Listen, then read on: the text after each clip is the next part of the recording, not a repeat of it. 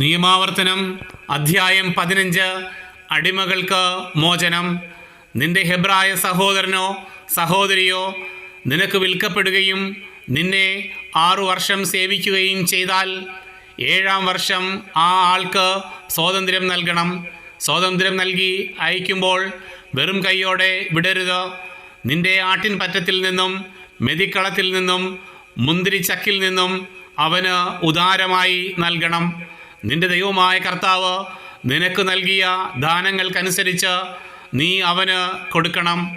നീ ഒരിക്കൽ ഈജിപ്തിൽ അടിമയായിരുന്നെന്നും നിന്റെ ദൈവമായ കർത്താവാണ് നിന്നെ രക്ഷിച്ചതെന്നും ഓർക്കണം. അതിനാലാണ് ഇന്ന് ഞാൻ നിന്നോട് ഇക്കാര്യം കൽപ്പിക്കുന്നത്.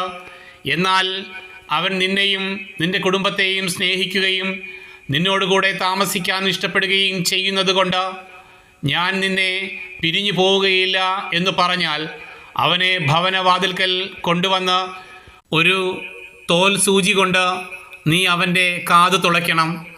അവൻ എന്നും നിന്റെ ദാസനായിരിക്കും. നിന്റെ ദാസിയോടും അപ്രകാരം ചെയ്യുക. അവനെ സ്വതന്ത്രനാക്കുമ്പോൾ നിനക്ക് ഖേദം തോന്നരുത്. ഒരു കൂലിക്കാരന് കൊടുക്കേണ്ടതിൻ്റെ പകുതി ചെലവിന് അവൻ 6 വർഷം നിനക്ക് വേണ്ടി ജോലി ചെയ്തു. നിന്റെ ദൈവമായ കർത്താവ് നിന്റെ എല്ലാ പ്രവൃത്തികളിലും നിന്നെ അനുഗ്രഹിക്കും.